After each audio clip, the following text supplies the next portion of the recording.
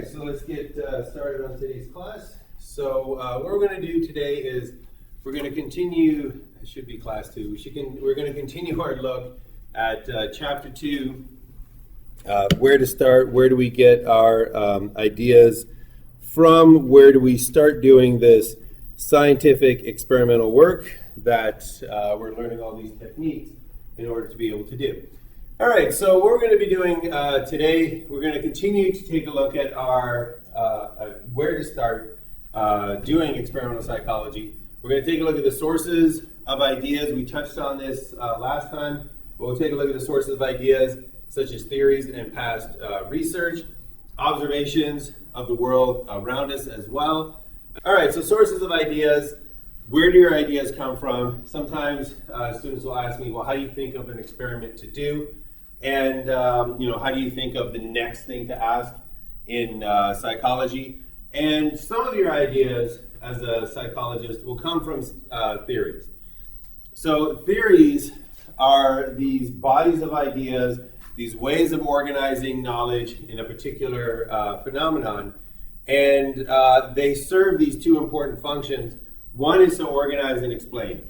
So rather than a myriad of little observations, rather than maybe 20, 30, because we're humans, 1,000 different things to remember in order to understand behavior, you can organize them all into one category of behavior, one type of behavior, and that can be used to organize and then explain what is happening with that behavior.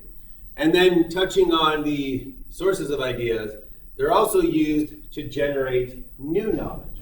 So oftentimes in psychology, and it's getting to be more and more occurring in psychology, what people will do is the same way that you are doing those logic puzzles, is they'll look at two theories, and by combining them together through deduction, they'll come up with new knowledge, they'll come up with new predictions, new expectations about the way that behavior will work.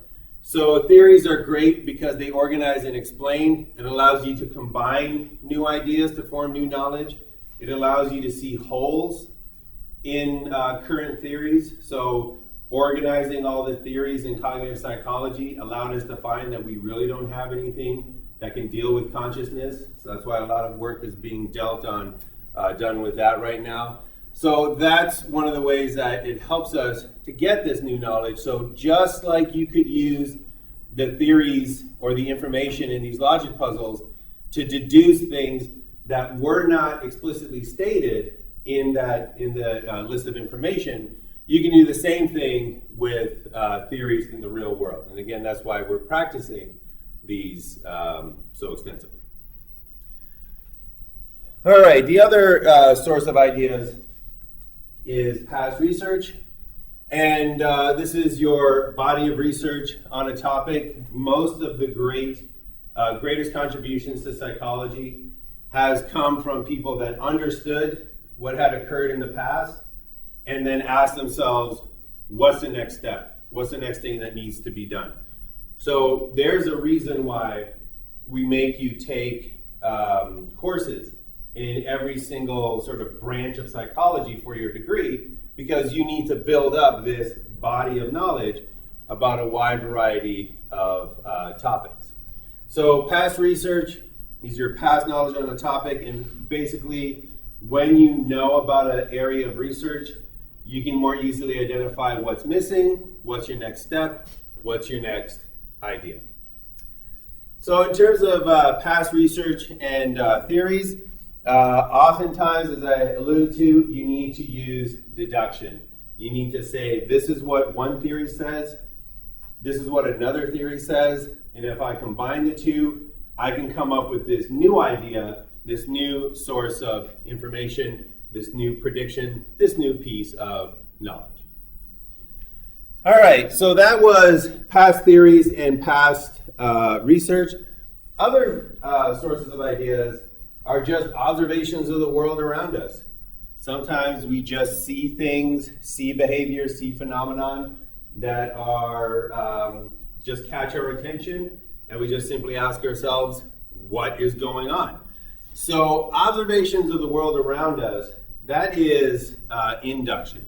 So if you notice something about the world around you, if you see a movie and you're sort of like, well, why is that movie incredibly popular? Why did so many people flock to Avatar? That's an observation of the world around us. And that might lead you to new ideas, new questions, new sources of information that you can then contribute to psychology. So observations of the world around us, unlike past research and theories, which mostly use deduction to get to those new ideas, observation of the world around us uses induction to get to its new ideas, its new theories. So that brings us back to induction and deduction. So we already looked at deduction last time, reasoning from general theories to particular pieces of data, reasoning from information to what was the start time for these individuals, what's their favorite souvenir, what medication do they need. So it starts with a theory and it ends with data. Once we're done today, I'll put up the answers to the previous puzzles from yesterday, but I want to make sure we got enough time for our induction. So what induction is, it's reasoning from particular data, particular observations, to some general theory, and it ends with a theory. So the classic example of induction is if you see a white swan. If you see one white swan, you might induce the theory that all swans are white. And if you see another white swan, you might say to yourself, oh, no, I've seen 2 white swans, all swans are white. And if you see 100 white swans, you might be very confident that all swans are white. So that is a way of getting from data to a theory. You just induce from your observations what you think the pattern is. And as we went through last time, this is part of the wheel of science, the wheel of knowledge, as I like to call it. So if you start with a theory, you then go through deduction, and you deduce what should be observed.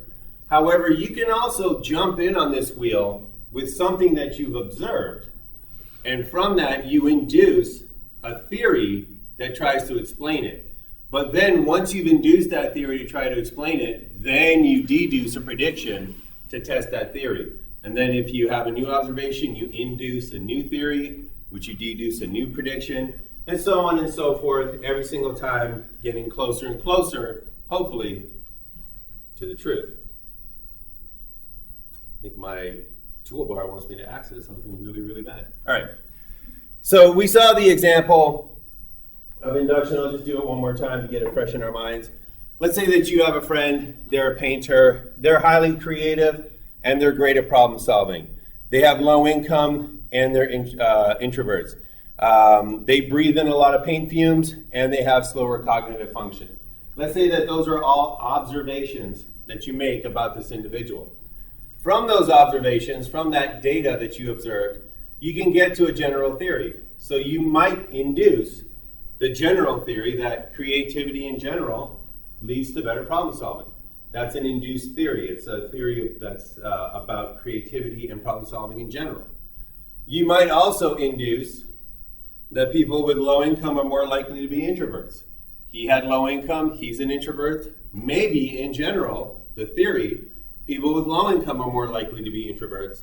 And then finally, breathes in a lot of paint fumes, has slower cognitive functions. Maybe paint fumes actually lead to slower cognitive functions.